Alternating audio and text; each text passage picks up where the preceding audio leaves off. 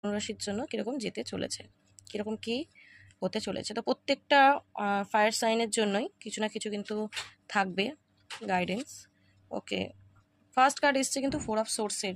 তো আমি এখানে দেখতে পাচ্ছি যে এই মাসের শুরুটা হয়তো তোমাদের অনেকেরই ভালো দিয়ে হয়নি, ঠিক আছে। 4 অফ সোর্স, প্রথমত মন মেজাজ তো খুবই ভেঙে রয়েছে আমি দেখতে পাচ্ছি। দ্বিতীয়ত হচ্ছে যে কোনো ব্যাপার নিয়ে খুব ভাবনা চিন্তা করছো, কিছু তো একটা প্রবলেম রয়েছে, সেটা ফ্যামিলি প্রবলেম হোক, নিজের লাইফে কোনো প্রবলেম, মানিটারি প্রবলেম, কেরিয়ারের প্রবলেম, ঠিক আছে। মানে যেটা তুমি চাইছো হতে পারে সেটা তোমার মন মতো হচ্ছে না। কারণ এমনি ধনুরাশি এবং সিংহ রাশির তো ঢাইয়া শুরু হয়েছে মার্চ থেকে, এবং মেষ রাশির কিন্তু 7.5 স্টার্ট হয়েছে প্রথম ফেজ। তো সেটা কিন্তু খুব ভালোভাবে যে শুরুটা হয়নি মে মান্থটা, সেটা কিন্তু আমি এখানে দেখতে পাচ্ছি।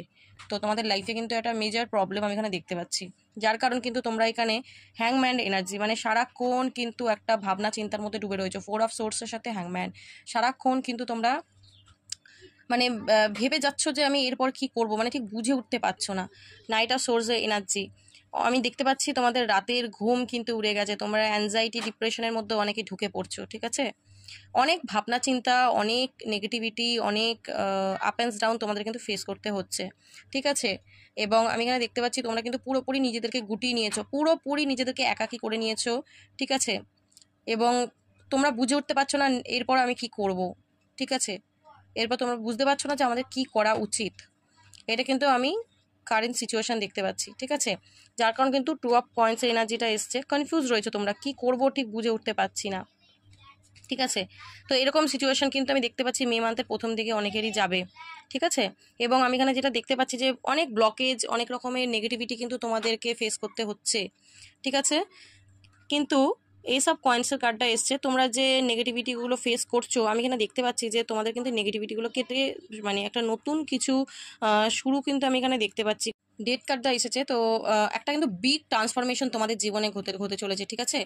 কোনো কারণ নিয়ে যদি তোমাদের কাছে ক্ল্যারিটি নেই, এবার কিন্তু ডিভাইন দ্বারা তোমাদের কাছে ক্ল্যারিটি আসতে চলেছে, তোমাদের লাইফে একটা রিবার্থ হতে চলেছে, কিন্তু নতুন করে একটা শুরু, যার কারণ কিন্তু এইসব পয়েন্টসের কার্ডটা এলো।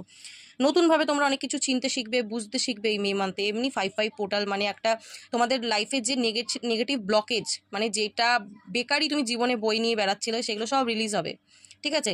যার কারণ কিন্তু তুমি এই মুহূর্তে নেগেটিভিটির মধ্যে রয়েছো, কিন্তু ডিভাইন খুব তাড়াতাড়ি নেগেটিভিটি থেকে তোমাকে বারো করবে, ঠিক আছে। এবং এই যে তুমি নেগেটিভিটি থেকে বেরোবে, তারপরে কিন্তু 10 অফ কয়েন্স, মানে আমি এখানে দেখতে পাচ্ছি অনেকেরই কিন্তু ফাইন্যান্সিয়ালি প্রবলেম রয়েছে, ঠিক আছে। তো সেই ফাইন্যান্সিয়ালি সাইডটা হতে পারে তোমাদের ধীরে ধীরে ব্যালেন্স হবে, ঠিক আছে। আমি বলবোই না যে মে মান্থেই হয়ে যাবে, কিন্তু একটা নতুন শুরু কিন্তু ডেফিনেটলি তোমাদের মাইন্ডে আসবে, কীভাবে কী করা যায়, কিংবা তোমরা একটা নতুন কিছু শুরু করলেও করতে পারো, ঠিক আছে। এবং তোমাদের লাইফে কিন্তু একটা নিউ বিগিনিং স্টার্ট